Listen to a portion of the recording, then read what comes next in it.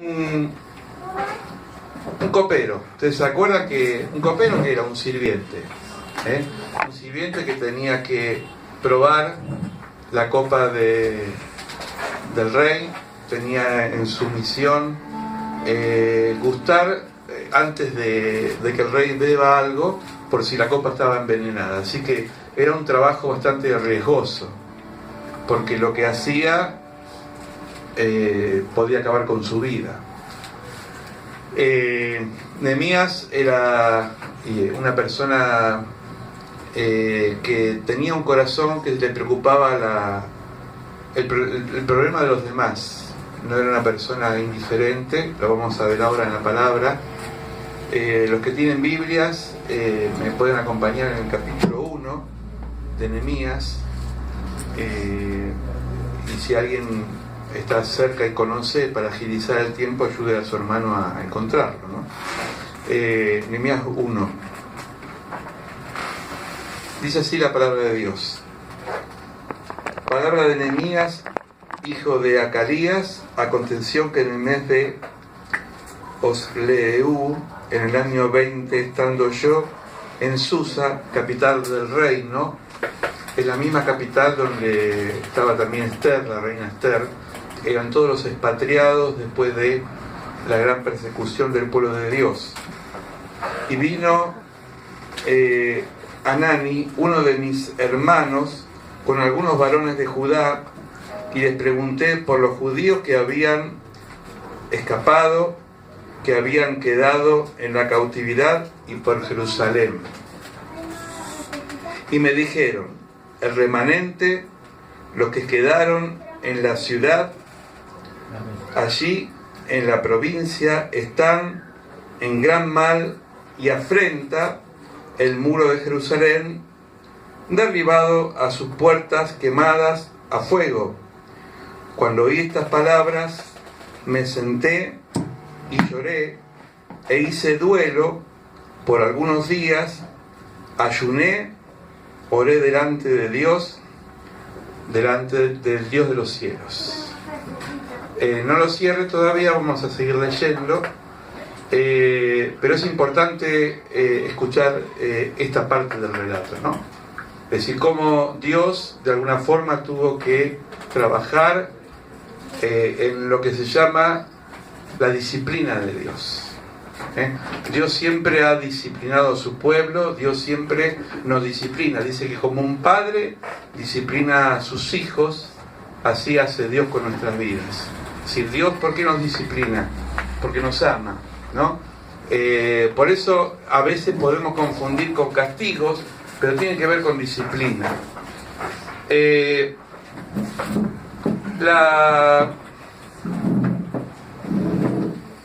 Israel fue un pueblo siempre perseguido. Fue perseguido por el pueblo nazi en la época de la Segunda Guerra Mundial. Fue un pueblo que, a través de un loco como Hitler, que mandó a matar a 6 millones de judíos en los hornos, los quemaban, los torturaban, los ahogaban en cámara de gas. Pero siempre el pueblo de Israel fue perseguido antes de Cristo. En el año 500 más o menos 97 antes de Jesús, el pueblo de Israel fue advertido a través de los profetas como Jeremías y como otros profetas, que estaban haciendo su voluntad y no la voluntad de Dios.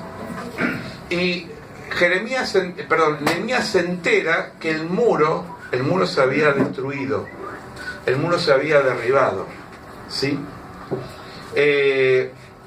El muro siempre significa es un tipo de protección, y lo voy a explicar de estas palabras. El pueblo de Israel siempre vivió detrás de unas murallas. ¿Vieron como ahora los countries, ¿no? Que tienen vigilancia, que tienen... Bueno, es como una especie de ciudad fortificada. Bueno, el pueblo de Israel vivió siempre a través de los muros. Los muros fueron destruidos. Esto tiene que ver con una visión espiritual. Porque nosotros los cristianos, cuando estamos en comunión con Dios, cuando vivimos una vida de santidad, cuando tratamos de cumplir la voluntad de Dios, Dios fortalece muros, pone muros a nuestro alrededor. Amén. Pero cuando nosotros nos vamos del camino de Dios, cuando empezamos a hacer nuestra voluntad, cuando caemos en la desobediencia, los muros se caen. Y el enemigo empieza a tomar posesión sobre nuestras vidas. Por eso hay palabras y hay promesas en la Biblia que dice que el que habita bajo la sombra del Altísimo morará bajo la protección del Omnipotente. Y en otra parte dice que el ángel de Jehová acampa alrededor de los que lo temen y los defienden. Pero si no tememos a Dios, si no tenemos una comunión con Dios, el ángel no nos va a defender. Por eso, una cosa es ser hijos, somos hijos, pero eso no garantiza que Dios siempre nos va a andar protegiendo. Porque dentro de una familia hay hijos obedientes y hijos desobedientes.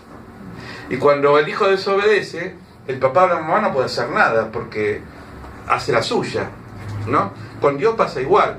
Dios nos ama, Dios nos da la protección, Dios nos dice, no temas, voy a estar con vos, pero siempre nos da una condición: si haces mi voluntad. Entonces Nehemías estaba sirviendo al rey como copero, era como un sirviente, como una persona que estaba al servicio del rey, y de pronto se entera que los muros de su querida ciudad de Jerusalén estaban derribados. Fíjense en cuánto tiempo pasó de que el pueblo de Israel fue totalmente disperso hasta que realmente volvió a ser un pueblo, una nación. En el año 70 después de Jesucristo, Jesús lo predijo, dijo que no quedará muro, piedra sobre piedra, porque el pueblo había rechazado al Hijo, hacia Jesucristo, y en el año 70 los romanos destruyeron Jerusalén. Hasta 1948, casi 2000 años, Jerusalén no fue nación. Recién en 1948 volvió a Palestina el pueblo que estaba disperso en todo el mundo. Después de casi 2000 años, el pueblo tuvo que pasar un proceso de disciplina, el pueblo de Dios, hasta volver a conquistar su tierra prometida por Abraham, porque Dios se la había prometido a Abraham. Los que están viendo ahora a Moisés van a encontrar que el pueblo estuvo esclavizado 400 años. Algunos están aprendiendo la Biblia por la serie, ¿no? Pero no está todo bien, hay que buscar también la palabra, porque es una novela, hay cosas que son fantasiosas. Pero sí es importante que nos da datos de que el pueblo estuvo 400 años esclavo, porque precisamente se había salido del camino de Dios. Y fue liberado hacia la tierra prometida, pasaron 40 años en el desierto, pero aún así el pueblo seguía dudando. Moisés sufrió dos tipos de adversarios. Primero, los adversarios que eran sus propios hermanos de adopción, los egipcios, pero después tuvo adversarios dentro de su congregación. Aparecen tres personajes que están en la Biblia, Datán, Coré y Abirán, ¿no? Que eran rebeldes, que siempre le buscaban el pero a todas las cosas. Siempre en la iglesia hay lobitos, siempre hay algunos cabritos, ¿no? Y hay ovejas también, gracias a Dios, ¿no? Pero es así. Jesús tuvo un Judas dentro del grupo y un Pedro que lo negó. Es decir, dentro de la congregación del pueblo de Dios, de esta iglesia local y de toda la iglesia del mundo, siempre hay personas que están bajo la cobertura de Dios, y están los otros que murmuran, critican, hablan, pero no hacen, ¿no? Son los que Dios dice, bueno, te los dejo ahí, pero van a estar ahí, no van a crecer. Yo creo que Dios nos llama a crecer, a buscar su voluntad, porque cuando aprendemos a buscar su voluntad, pasa en nuestra vida que encontramos primero paz. Las cosas se van aparejando. Milagrosamente Dios empieza a armar cosas en nuestra vida que nos asombra. Porque el Espíritu Santo te habla. Y cuando te habla, te empieza a decir, es por acá. Pero es porque estamos en comunión con Dios. Ahora, si yo estoy cargado de otras cosas y pierdo la comunión con Dios, el muro se empieza a caer, la protección divina se corre y entonces el enemigo empieza a sitiar nuestras vidas. ¿Cuál es el enemigo? Es el diablo con todas las fuerzas del mal, con su ejército de demonios que te empieza a atacar la familia, te empieza a atacar el trabajo, te empieza a atacar la economía, te empieza a atacar. En Malaquías le llama el devorador porque es el que come la economía. Eso cuando no estamos en comunión con nuestras ofrendas y diezmos, que es lo que plantea la Biblia. Es decir, a veces, porque yo siempre le digo a la gente, y cualquier pastor pienso que dice lo mismo, si cuando uno dice tengo un problema económico, lo primero que pregunto, ¿estás diezmando? Porque si no diezmas, el devorador te va a comer toda la economía. Y es así, no lo estoy inventando, está en Malaquías, la palabra de Dios. Cuando no nos congregamos, es decir, la palabra de Dios dice, no dejen de congregarse. ¿Cuál es el beneficio de congregarnos? Que nos nutrimos mutuamente, que escuchamos la palabra. No es lo mismo escucharla por internet que participar. Hoy decía Alberto, cuando iba dirigiendo, que cuando uno cuenta el testimonio, cuando uno agradece, cuando uno pide, cuando uno expresa, se contagia. Porque yo cuando veo un testimonio que le pasó a alguien, digo, ay, gracias a Dios porque me puede pasar a mí. O quizás no. Nunca un testimonio es para comparar, porque por ahí alguno lo sana enseguida, otro tarda años y otro por ahí te tiene con esa enfermedad con un propósito. Pablo le pidió al Señor que sea sanado de un aguijón y Dios no lo sanó. Le dijo, yo no te voy a sanar de ese aguijón, pero te voy a dar mi gracia para que te sostenga. Y entonces el Señor le dijo, bástate mi gracia, bástate mi fuerza. Yo conozco pastores que tienen hijos con problemas mentales, con problemas de atraso, y han orado y ayunado, y Dios no lo sanó, porque no sabemos, es un misterio. Porque hay personas que parten temprano a la presencia de Dios y otro tarde, no sabemos. Pero no podemos nunca nosotros decir, bueno, Dios tiene la culpa. Es un misterio. Lo que no sabemos, dice Pablo, ahora vemos como confuso, como en un espejo, allá veremos cara a cara.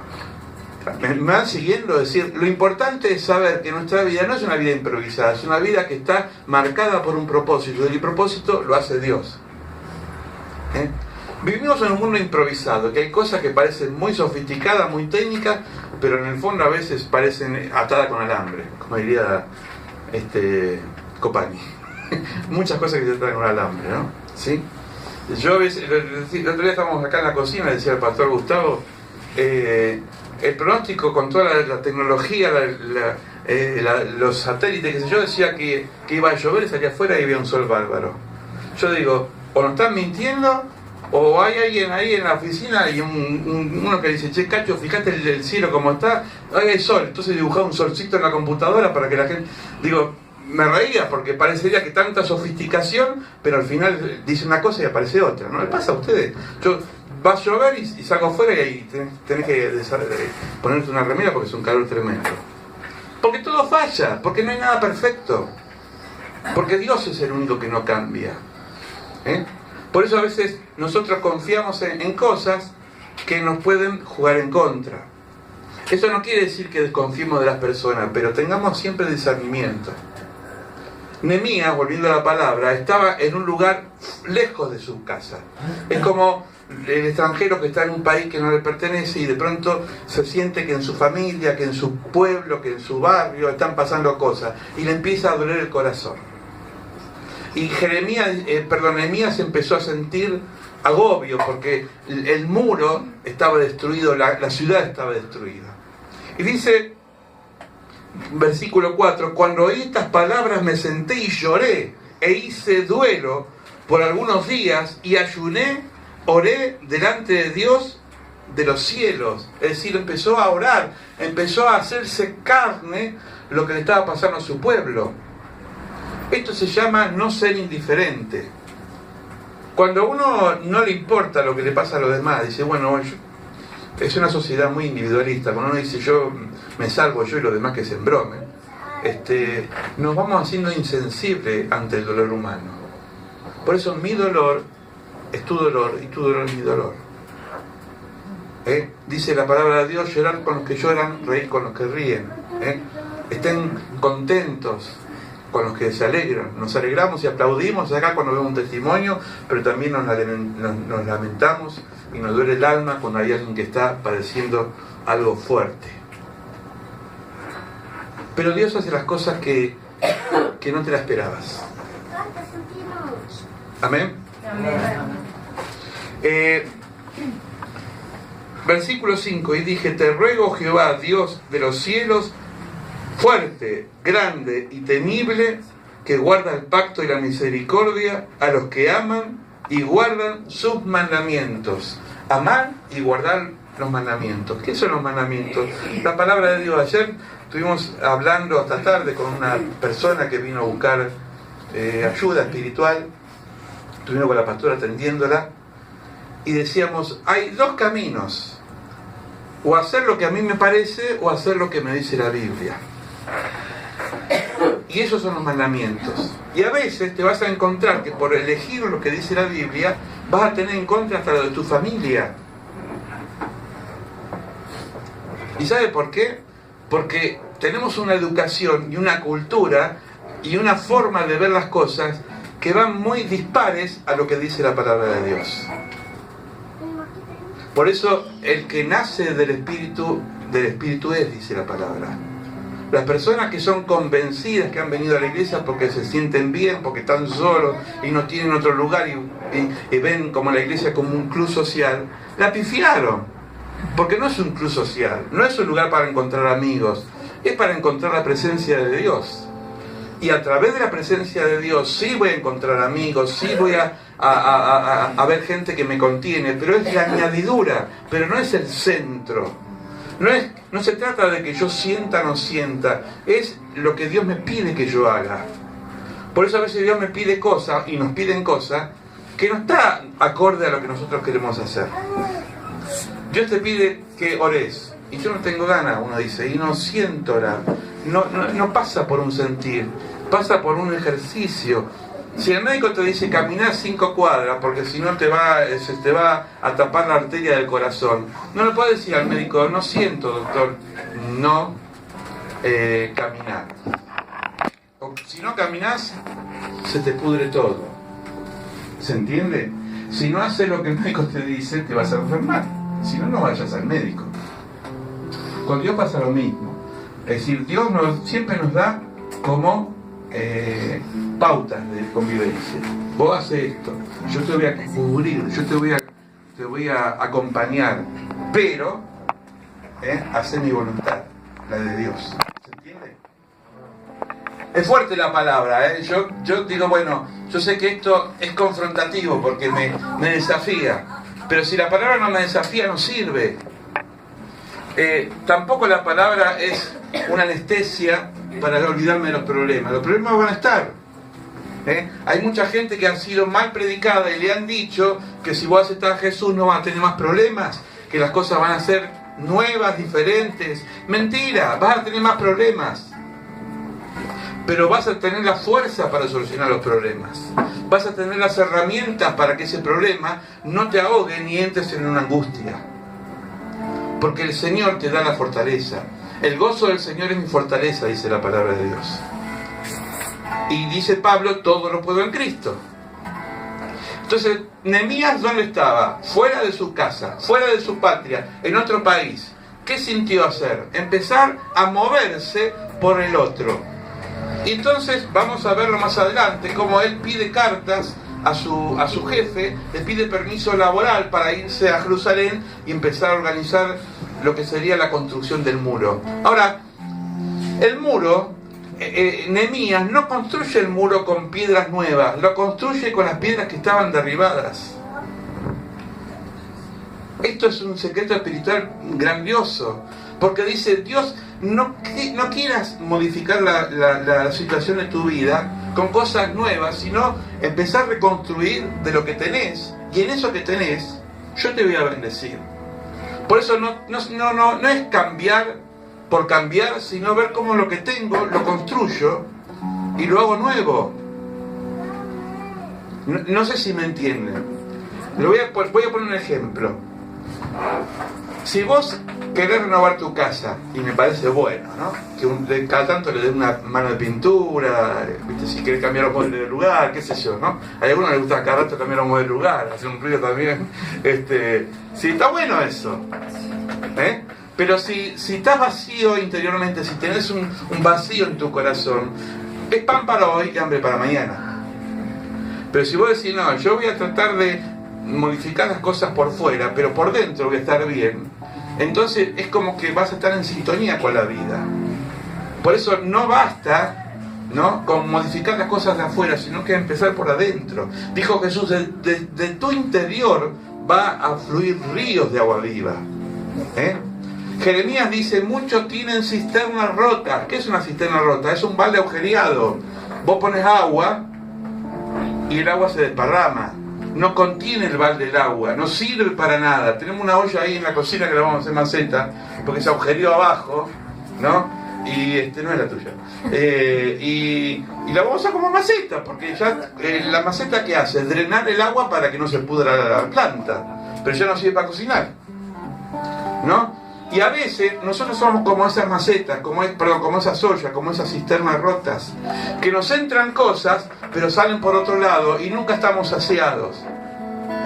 Por eso tenemos que contener la palabra es guardarla es masticarla, rumiarla, para que la palabra dé frutos y nuestra vida sea una vida en abundancia. ¿Cuántos quieren tener una vida en abundancia? Amén. Amén. Un poquito más fuerte. ¿Cuánto? Ahora me gustó. O alguien quiere estar a media máquina. No, queremos estar bien, queremos estar pilas, que las cosas se hagan bien, que las cosas tengan resultados buenos. Pero hay que pagar un precio. Tenemos que tratar siempre de tener una comunión con Dios, con los hermanos, leer la palabra, y es el ABC que me van a escuchar siempre, y voy a ser cansador con eso. Pero sin la palabra de Dios, sin la comunión con Dios, sin la comunión con los hermanos, la vida espiritual no crece. Su mente va a crecer, su cuerpo va a crecer. Mire que la panza que desarrolla, eso porque cocinan muy bien, comen pizza por demás algunos, ¿no, pastora? Pero lo que más quiere que Jesús crezcamos es en lo espiritual. Que vos tengas un oído sensible a la voz de Dios, y Dios te va a responder.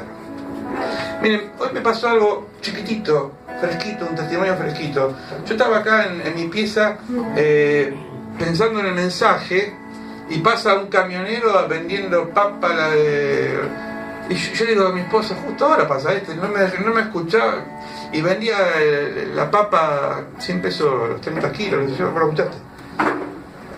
Y nosotros usamos muchas papas, y compramos, antes de hacer, una bolsa de papas. Y siento una voz que me dice, anda a comprarle. Y yo a mí mismo me digo, ya compramos, vamos a estar de vuelta. Anda a comprarle. Me insistió, y salí corriendo. Mi esposo estaba ahí, parecía el correcamino como salía. Y se había ido por la esquina, y se fue para allá. Y unos chicos de por allá lo pararon porque me vieron a mí corriendo. Se imagina un viejo corriendo, yo estaba parando afuera, y de pronto paró el camión y le digo, ¿puede dar la vuelta que le voy a comprar la papa? Da la vuelta al señor, y le cuento que es una iglesia, porque justo estaba hablando con un hermano ahí en la puerta, y que hay un comedor, que estamos dando de comer a la gente, que yo bla bla bla. Y el hombre dice, se conmueve en el corazón y nos donan una bolsa de cebolla. Y después dice, yo quiero hablar con usted, después le voy a contar otros detalles más que no vienen al caso, de cómo él quiere servir a la obra de Dios. Eso lo hace Dios. Porque si yo no hubiese obedecido la voz, me hubiese quedado y me hubiese quejado por el ruido, no tendríamos la bendición de tener una bolsa de papa y una de cebolla. Usted dirá, bueno, una bolsa de papa. Pero Dios en los detalles más íntimos se mueve. Porque pasa así. Pero por eso decía el Señor siempre la palabra, no seas rebelde, no seas duros en el corazón. Porque cuando sos duro, no sos sensible a la voz de Dios. No sos sensible a lo que Dios te dice. Dios quiere que tengas una vida en comunión. Dios quiere que tengas una vida plena con el Señor. ¿Se entiende? Amén. Yo quisiera, ya termino, contar un poco cómo se construyó el muro de Jerusalén. ¿Cómo se construyó una vida. Nehemías tuvo que buscar gente que le ayude a construir. Una vida no se construye sola, una vida se construye con la ayuda de otros. Siempre decimos con mi esposa, no se corten solos, no se corten solas, porque eso es una mala acción. Judas se cortó solo y se ahogó, se ahorcó, porque él planificó traicionar a Jesús, y excepto Jesús, ninguno de los discípulos sabía que Judas estaba planeando esa tragedia. Siempre cuando tenemos un problema hay que ser humildes y decir, yo no aguanto más, necesito la oración de mis hermanos. Nadie acá, al menos nosotros, somos de difundir el problema de los demás. Muere como un secreto de confesión, pero no se quede con el problema. Reconstruir un muro se reconstruye en comunidad, con la ayuda del otro. Y a veces son problemas que no son tan graves. A veces cuando usted le cuenta el problema al otro, y el otro dice, yo la estoy pasando peor, usted dice, bueno, no era para tanto. ¿No le pasa a ustedes? Porque somos de agrandar lo que nos pasa. Entonces empezamos a construir el muro en base a la ayuda de los demás. Nehemías empezó a construir el muro con otros colaboradores. Pero, si usted lee todo el capítulo, aparece un tal Sanbalat y Tobías, que eran enemigos, tenían envidia y querían poner palos en la rueda en el proyecto de Nehemías. Siempre va a haber gente en tu casa, dentro de tu casa, fuera de tu casa, que te va a poner palo en la rueda, que te va a decir, no, pero vos tenés que andar con anteojeras a caballo. Si vos tenés una visión en Dios, dale para adelante. No esperes la aprobación de todo el mundo, porque todo el mundo no te va a aprobar. Cuando tenés una palabra, cuando tenés una revelación de Dios, cuando tenés un sentir en Dios, hay que hacerlo. Siempre va a ser locura eso, pero hay que hacerlo. ¿Amén? Amén. A veces Dios te va a pedir cosas hasta imposibles, locas, pero si está avalado por su presencia, dale para adelante. Amén. Amén. Lo segundo que Nehemías tuvo que enfrentar es trabajar día y noche. Dice que estaba con una mano con la cuchara de albañil y con la otra mano tenía la espada. Yo siempre digo que la espada es la palabra, viene a ser como un símbolo de la palabra. ¿Por qué? Porque estaba construyendo, pero el enemigo estaba acechando para atacar, ¿no? Dice Pedro que el enemigo de nuestras almas, que es el demonio, anda como león rugiente, dispuesto para devorar. Es decir, dormirse en los laureles y decir ya estoy tranquilo, es un peligro. ¿Se imagina un centinela que está cuidando un cuartel y se duerme? Hay que estar atento, hay que reaccionar, porque el enemigo ataca. Yo lo contaba la otra vez que tuve un amigo que hizo el servicio militar en el Viejo Bueno, que es un batallón que está en Monte Chingolo. Yo soy de allá, del país de Monte Chingolo, en Lanús, y me vine para el norte acá. Y él estaba haciendo la guardia, y era nuevito, era en la época de los Colimba, que los Colimba tenían 18 años, y entonces le dice el sargento, soldado, le dice, usted va a estar esta noche en este descampado haciendo la guardia. Sí, sargento, le dice el otro. Y tenía un fal más grande que él, era grandote así, porque mi amigo era chiquito así como yo, ¿no? ¿Sí? Y dice que era de noche, una noche de invierno, había una neblina tremenda, no se veía nada, y él tenía un miedo tan grande que dice, el primero que se acerca le disparo, o aunque sea, algo voy a hacer. Y sintió unos pasos, y dice que sintió como un aliento caliente en su cuello que le estaba soplando. Y agarró el fal, cerró los ojos y con la culata del fal, ¡boom!, le dio con todo al que estaba atrás, y era la ternera del sargento. Le dio un golpe tan seco en la cara que la mató. Todo el mundo comió asado, pero él se comió un mes de cana, ¿no? Y yo siempre cuando recuerdo de eso, digo, estaba alerta, demasiado alerta, ni siquiera preguntó quién era, le dio un palazo, menos mal que una vaca, ¿no? Pero al menos estaba alerta. Y si no era una vaca, y si era alguien que quería entrar al cuartel, entonces nosotros somos así, centinelas que estamos siempre en guardia, y el fan nuestro es la palabra de Dios para reprender toda acechanza del enemigo. Todos somos Nehemías acá. Todos somos personas que tenemos un llamado de Dios. No importa que no sea pastora, pastor, salmista, no importa el título, acá lo que importa es servir a Dios. Y cuando uno hace de corazón, Dios lo bendice. Pero cuando uno lo hace por obligación, es otra cosa. No me gusta cuando uno hace las cosas por obligación, sino por devoción. Yo creo que esto es lo lindo, cuando nosotros hacemos algo, porque sale del corazón, porque nos moviliza el corazón. Y Dios quiere una iglesia que sea servicial, pero de corazón, y no de obligación. ¿Se entiende? Vamos a servir al Señor. Nos quedan todavía 2 meses para terminar el año. Pasó rápido, ¿no? Pero que sean 2 meses realmente de mucho servicio. Hay muchas cosas que vamos a hacer como iglesia, pero necesitamos el esfuerzo de todos. Oremos los unos por los otros. Un mensajito de WhatsApp, una llamada telefónica, una visita. ¿Qué te pasa? Hace mucho que no te veo. Que no recaiga sobre una sola persona. Como un cuerpo, todos tenemos que levantar el muro. Este muro que es este lugar, para que el Señor bendiga nuestras vidas, bendiga nuestros hogares, bendiga nuestra familia, en el nombre de Jesús. Amén. Amén. Dios llama a Nehemías. Señor, escuche, en este momento vamos a orar juntos, ¿sí? Señor, te pedimos por